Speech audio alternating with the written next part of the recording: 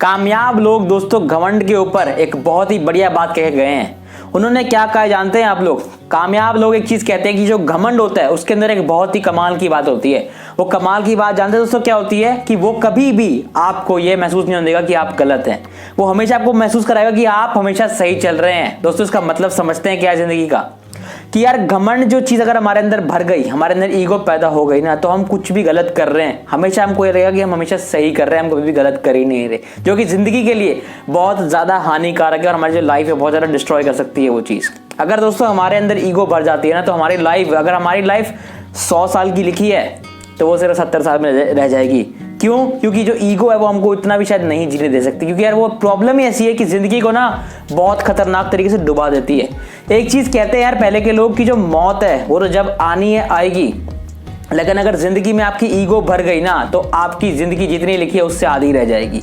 ये बहुत ही बढ़िया बात दोस्तों मैंने कहीं पढ़ी थी, जो मैं कहूंगा आप भी जरूर चीज को सुनिए समझिए कि अगर जिंदगी में दोस्तों मौत का वेट करोगे तो फिर भी ठीक है, लेकिन अगर ईगो अपने अंदर आपने भर ली तो आपकी जब तक मौत लिखी होगी ना आप उससे आधी उम्र में ही मर जाओगे, क्योंकि ईगो चीज ही इतनी खतरनाक है कि ये आपकी जिंदगी को तबाह कर सकती है और बिल्कुल फिनिश कर सकती है। तो ये वीडियो जो दोस्तों आप देख रहे हैं इस टाइम पे, इसके अंदर मैं बताने वाला हूं कि यार इंसान की जो ईगो है ना वो उसे किस तरह खत्म करनी है। जो उसके अंदर अहंकार है, घमंड उसके अंदर जो भर चुका है, उसे किस तरह वो खत्म करना है, और अगर वो करेगा तो जिंदगी में किस तरह वो बर्बाद हो सकता है। अगर खत्म नहीं करेगा तो जिंदगी में कितना ज्यादा डूब जाएगा वो आप आज दोस्तों जान जाएंगे। तो दोस्तों पूरी वीडियो को जरूर चेकआउट कीजिएगा, क्योंकि यार मैं बताने वाला हूं कि ईगो किस तरह इंसान की जिंदगी बर्बाद कर सकती है, तबाह कर सकती है। तो दोस्तों पूरी वीडियो को चेकआउट जरूर कीजिएगा, क्योंकि यहाँ पर मैं बताऊंगा एक स्टोरी भी और साथ में कुछ टिप्स भी दूंगा कि किस तरह आप अपनी ईगो को हैंडल कर सकते हैं, किस तरह से खत्म कर सकते हैं और ईगो को किस तरह हमें कंट्रोल करना है। आप सब दोस्तों आज सीख जाएंगे, ये मेरी गारंटी है आपको। दोस्तों वीडियो थोड़ी लंबी जरूर हो सकती है, लेकिन आपके लिए बहुत ज्यादा इंफॉर्मेटिव होगी, क्योंकि यार मेरे को पता है ये सक्सेस फैक्टर नहीं है, एक डिस्ट्रक्टिंग फैक्टर है जिसे कहते हैं हम अहंकार, ईगो, जो हमारे अंदर जिंदगी में घुस जाता है ना, जब हम इंसान कभी भी आगे नहीं बढ़ पाता, उसको लगता है कि वो बिल्कुल सही चल रहा है, कुछ कमी है ही नहीं उसके अंदर, क्योंकि ये उसका ईगो उसको बोल रहा होता है। एक्चुअली शायद वो इतना परफेक्ट नहीं चल रहा होगा, तो उसकी ईगो किस तरह खत्म कर जाए पूरी वीडियो जरूर चेकआउट करना, आप जान जाएंगे आज। तो दोस्तों शुरुआत करता हूं एक स्टोरी के साथ, जो मैंने कहीं सुनी थी, किसी बहुत ही कमाल के इंसान से सुनी थी, बहुत ही अच्छी लगी थी मुझे स्टोरी, तो मैं आपसे डिस्कस करना चाहूंगा। होता क्या दोस्तों, एक बार ना एक राज्य होता है बहुत बड़ा, जहां पर आपने जानते हो पहले के टाइम में राजा हुआ करते थे, तो वहां पर जो रानियां हुआ करती थी, जो राजा होते थे, उनकी जो बेटियां होती थी वो उनके ऐसे स्वयंवर करा करते थे। तो दोस्तों हुआ क्या कि एक राजा था, उसका कोई बेटा तो था नहीं, सिर्फ उसकी एक बेटी थी। तो उसने एक चीज सोच ली थी कि यार मेरी बेटी की शादी मैं उस इंसान से करूंगा जो कल के दिन ना, मतलब उसने सोचा कि अगर आज रात हो गई तो जो कल के दिन में सबसे पहला इंसान हमारे दरबार की तरफ आएगा मैं उससे अपनी बेटी की शादी कर दूंगा, चाहे वो कोई भी होए, मुझे उससे अपनी बेटी की शादी कर देनी है। तो हुआ क्या, अगले दिन सुबह हुई तो उसके जो सिपाही थे वो उस बंदे को लेकर आए। तो राजा ने कहा ये कौन है? तो उन्होंने कहा कि राजा जी आपने कहा था कि जिस इंसान को सबसे पहले हम दरबार में देखेंगे सुबह सुबह अपने महल के पास आते हुए, उससे मैं अपनी बेटी की शादी करा दूंगा। तो ये इंसान है जो आपकी महल की तरफ आ रहा था सबसे पहले सुबह सुबह। और जो दोस्तों जानते हैं वो जो इंसान सामने था वो बिल्कुल फटेहाल कपड़ों में था, बिल्कुल गरीब इंसान था। अब राजा की जबान है, उसने कह दिया कि यार अपनी जबान तो मैं मुकरूंगा नहीं, तो ठीक है मैं इसी इंसान को अपना राजमहल और सब कुछ सौंप दूंगा, और आज इससे इस राज्य का यही राजा है और मेरी बेटी की शादी इसी इंसान से होगी। तो होता क्या कि वो उससे अपनी बेटी की शादी करा देता है और सारा साम्राज्य सब कुछ उसके सौंप देता है। तो होता क्या कि वो जो बंदा होता है जो एकदम फटेहाल होता है, अब वो राजा बन चुका है, उसने ना क्या किया, उसने ना मतलब जितनी भी तिजोरियां होती हैं, सारी की जगहों की चाबियां होती हैं, सब अपने मंत्रियों को सौंप दी कि सारी, अगर तिजोरी की चाबी तू मत रख ले, जेल की चाबी तू रख ले, सारे मंत्रियों को अपनी अपनी चाबियां सौंप दी। लेकिन एक जगह थी, छोटी सी कोठरी थी, जहां पर ना उसकी जो चाबी थी वो सिर्फ राजा के पास थी, और उसने किसी को वो चाबी शेयर नहीं करी, किसी को दी तक नहीं। हुआ क्या कि भाई अब सब देखते थे कि यार इतना बड़ा राजा है क्या करता है इस कोठरी में जा जाके बार बार, कि हमारे को सब चाबी तो इन्होंने दे दी राजा जी ने, लेकिन इस जगह की, इस कमरे की चाबी हमको क्यों नहीं दे रहे, क्या है इस कमरे के अंदर से खास। अब वो कमरे में जाने की कोशिश करते तो कमरा लॉक लगा रहता, ताला लगा रहता वहां पर, तो वो जा नहीं सकते थे अंदर। तो उन्होंने पूछा राजा जी से कि राजा जी आप राजा हैं इस देश के, इस साम्राज्य के, तो यार आप हमें ये बता सकते हैं कि आपका जो ये कमरा है इसमें है ऐसा क्या है जो आप हमको जाने नहीं देते यहाँ पर, क्योंकि हमारा भी जाना जरूरी है, हम मंत्री, हमें पता होगा तभी हमारे राजा जी कुछ ना कुछ काम आ सकती है वो चीज़। कह रहा है इसमें तुम्हारे काम की कोई चीज़ नहीं है और तुम्हें मैं इसमें जाने नहीं दूंगा, ये तुम्हारे चीज़ मतलब की चीज़ नहीं है, ये सिर्फ मेरे मतलब की है और इसको मैं किसी को बताना नहीं चाहता। बाकी मंत्रियों ने भी डिस्कस किया राजा जी से कि प्लीज़ हमको बताइए ना, हमें भी तो जानना है, हमें भी जानना है। उन्होंने सबको डांट दिया कि मेरे से कोई मत पूछो, मेरे को जिसको बताना होगा मैं बता दूंगा, अभी मेरा दिमाग कोई ना खराब करे। तो सबने मंत्रियों ने सोच लिया कि यार हमें जानना तो है ये अंदर क्या है और हम जान के भी रहेंगे। उन्होंने सबने तरकीब क्या लगाई कि हम रानी साहिबा को बोलते, क्योंकि उनको तो राजा जी बिल्कुल मना नहीं कर सकते। तो वो सब रानी साहिबा के पास गए, उन्होंने उनको कहा कि रानी जी राजा जी के पास एक कमरे की चाबी है जिसको हमें जाना कि इसमें है, क्योंकि हो सकता है कि वो चीज़ हमारे काम आ जाए, हमारे साम्राज्य के काम आ जाए, कि हम कुछ कर लें उससे शायद। तो रानी ने कहा ठीक है, मैं उनसे पता करके तुमको ज़रूर बताऊंगी। तो जब रानी राजा के पास गई तो उन्होंने भी पूछा उनसे कि महाराजा इस कमरे के अंदर ऐसा क्या है जो आप उनको नहीं बताना चाह रहे, इसमें ऐसा क्या है, प्लीज़ उनको बता दीजिए ना क्या है। कह रहा है मैं तुम्हें भी नहीं बता सकता, उनको नहीं बताया तो तुमको भी मैं नहीं बताऊंगा। तो वो रूठ गई। अब रानी की रूठ गई तो यार राजा तो कैसे खुश रह जाएगा। अब उसकी बीवी रूठ गई उससे, तो वो खुश तो रह नहीं सकता था। तो उसने चुपचाप अपनी बीवी को बोला कि सुनो चलो तुम्हें इतना ही है तो मैं तुम्हें दिखा देता हूँ। सभी मंत्री जो तुमसे पूछ रहे थे ना कि क्या है तो उनको बहुत ज़्यादा अंदर लग रही थी कि मुझे पूछना है, उनको भी ले आओ और मैं तुम सबको बता देता हूँ कि इसमें क्या है। तो रानी साहिबा ने सभी मंत्रियों को भी बुला लिया। अब सब गए उस कमरे की तरफ, कमरे का ताला खोला तो अंदर क्या देखते हैं, यहाँ तो कुछ है ही नहीं, पूरा अंधेरा है, सिर्फ एक जगह पे लाइट लगी हुई है और उस लाइट के नीचे कील है। उस कील पर ना फटे हुए कपड़े लटके हुए थे। कहते यहाँ पर आप क्या करते हैं बैठ के, यहाँ तो कुछ है ही नहीं, सिर्फ फटे हुए कपड़े लटके हुए हैं। कह रहा वही कह रहा हूँ, ये तुम्हारे काम की चीज़ नहीं थी। ये जो फटे हुए कपड़े तुम यहाँ देख रहे हो लटके हुए जो हैं, ये मेरे ही कपड़े हैं, जबकि जो मैं पहन कर आया जब मैं दरबार की तरफ सबसे पहली बार आया था, क्योंकि मैं एक फटीहाल गरीब इंसान था जिसकी जिंदगी राजा ने बदल दी थी।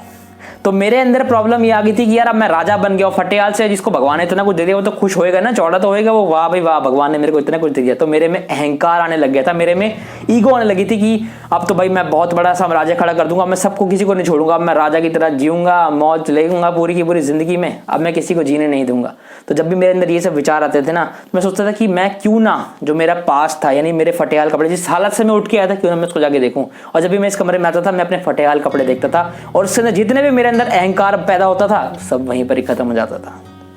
तो दोस्तों सुन लो इस कहानी को और समझ लो जिंदगी में क्या करना है इंसान को। यार मैं एक चीज कहूंगा कि जब भी आप अगर मान लो आप अभी आप कुछ नहीं हो, है ना, आप कुछ नहीं हो, आप अभी शुरुआत कर रहे हो अपने गोल्स को हासिल करने की शुरुआत कर रहे हो, तो आपकी जितने भी दोस्तों जो भी हालात हैं आपके, कुछ अगर कपड़े हैं, कुछ खिलौने हैं, कुछ भी आपके आसपास जो भी चीज़ें आपकी इंपॉर्टेंट थिंग्स हैं जो कुछ खास नहीं है, बहुत सिंपल सादी सी हैं, कुछ ज़्यादा खास नहीं है, और आप अपने गोल्स की शुरुआत कर रहे हैं, उन चीज़ों को दोस्तों ज़रूर संभाल के रखना। क्योंकि जब आप जिंदगी में, मेरे को पता है अगर आप मेहनत सच्ची कर रहे हैं तो आप एक दिन जिंदगी में ज़रूर कामयाब होंगे, बहुत बड़ा नाम भी कमाएंगे। और जब आप दोस्तों जिंदगी में बड़ा नाम कमा लेंगे ना, तो जब भी आपके अंदर अकड़ आए कि यार अब तो मेरे से बड़ा कोई है नहीं, क्योंकि यार एक बात रखना, हमेशा अगर आप कितने भी ऊपर पहुंच जाओ, आपसे ऊपर तब भी कोई ना कोई जिंदगी में होगा।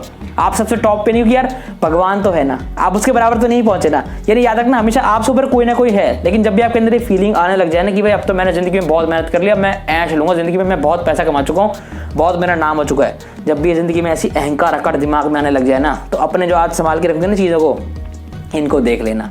अपनी पुरानी पास्ट देखोगे ना तो अपना सारा गुस्सा अहंकार कि मैं कहाँ से उठ के आया था, मेरी क्या औकात थी, उसमें कहाँ से स्टैंड लिया मैंने, सब याद आ जाएगी और जिंदगी में सारी अकड़ अहंकार सब छोड़ दोगे आप लोग। यही दोस्तों मैं आपको टिप देना चाहता था कि यार जिंदगी में अगर आपको आगे बढ़ना है ना, तो आपको कभी भी घमंड नहीं करना, क्योंकि आपसे बढ़िया, आपसे अच्छा कोई ना कोई जरूर होगा। यार आपको ये नहीं कहना कि मैं ही सबसे बेस्ट हूँ हर चीज़ में, मेरी लुक्स बहुत अच्छी है, मेरे कपड़े बहुत अच्छे हैं, मैं जिंदगी में बहुत पैसे वाला हूँ, ऐसा नहीं करना कभी भी। क्योंकि यार आप कितने भी ऊपर हो जाओ, भगवान से ऊपर आप कभी नहीं बन सकते। तो याद रखना, अपना जितना भी घमंड अहंकार खत्म करना है ना, तो अपना पास्ट याद कर लेना। जिस इंसान ने दोस्तों मेहनत करके कुछ जिंदगी में हासिल किया होगा ना, मैक्सिमम चांसेस है कि उसके अंदर अकड़ कभी आएगी नहीं। लेकिन अगर फिर भी 1% चांस मिलने की, या दुनिया को देख के हमारे अंदर दिमाग हो जाता है ना, कभी बार अकड़ आ जाती है, 1% चांस अकड़ आ भी जाए ना, तो अपना आज जो पास जिस चीज़ को आप आज फेस कर रहे हैं उन सबको संभाल के रखना, उन चीज़ों को देख लेना एक बार, अपने पास्ट को, अपने नॉर्मल से कपड़ों को, अपने नॉर्मल लिविंग को याद कर लेना। सारे अकड़ घमंड जितना भी आप टॉप पे जीरोगे ना, सब खत्म हो जाएगी जिंदगी में और धरती पे पैर लगा के चलने लग जाओगे।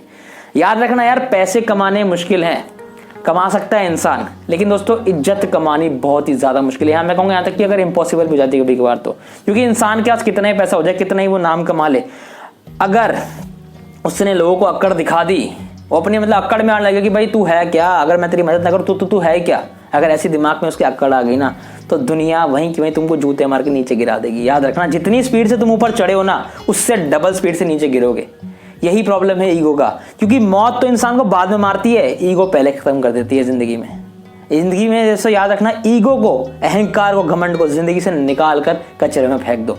अगर ये आज की जिंदगी में आज बस गई, आपके दिल में रह गई ना, आपके दिमाग में एंटर कर गई ये ईगो, तो आप जिंदगी जी नहीं पाओगे और जिंदगी भर सिर्फ रोते रह जाओगे। जिंदगी को जीना है, बढ़िया जीना है। तो दोस्तों इस राजा की कहानी से अपने आप को भी सीख लेना कि मैंने आपको जो टिप दी है, अपनी चीज़ों को संभाल के रखना शुरू कर दो आज ही से, ताकि जब भी जिंदगी में कुछ बड़े आदमी बन जाओ ना, और जिंदगी में अकड़ हल्की सी भी है, तो अपने पास को याद करोगे ना, तो सब कुछ अकड़, आपकी अहंकार सब जिंदगी से खत्म हो जाएगा। तो याद रखना, मेरी इस टिप को जो मैंने आपको दी है, जिंदगी में आगे जरूर आप ग्रो करेंगे, लाइफ में आप नाम जरूर कमाएंगे।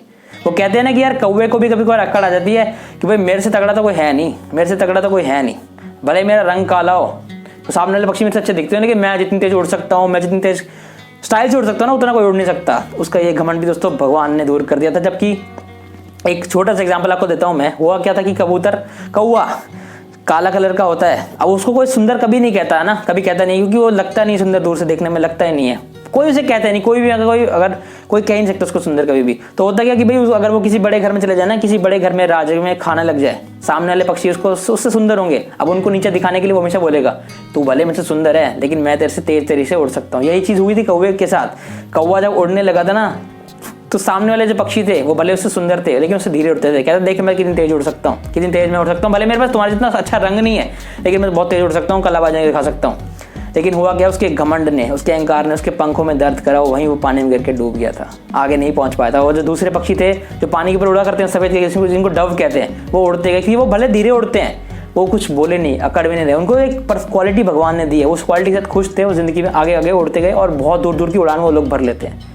यही गलती कौवे को डुबा के चली गई थी जिंदगी में। तो आप भी याद रखना, आपको कौवा बनना है या वो दूसरे वाले पक्षी बनना है। यार आपके पास कोई भी क्वालिटी है उसको अपने पास तो रखो यार, किसी को दिखाने की जरूरत नहीं कि तेरे पास ये नहीं, मेरे को तो भगवान ने ये दिया है। आप अपनी मेहनत कीजिए, जिसने मेहनत करके दोस्तों जिंदगी में नाम कमाएगा ना, वो उसमें अकड़ पहली बात तो आएगी नहीं, लेकिन अगर आती है तो मैंने आपको टिप्स दे दिए, इन्हें याद रखिएगा, जिंदगी में आप ग्रो जरूर करेंगे, आगे जरूर बढ़ेंगे। तो दोस्तों मैं होप करता हूँ कि आपको इस छोटी सी स्टोरी, कुछ जो टिप्स मैंने आपसे शेयर की, एग्जांपल शेयर किया, आपको अच्छा लगा होगा। जिंदगी में आप इसको फॉलो करेंगे और अहंकार जिंदगी में कभी अपने अंदर आने नहीं देंगे, और अगर आएगा तो उसको जिंदगी में हटाने की पूरी कोशिश करने वाले हैं आप लोग।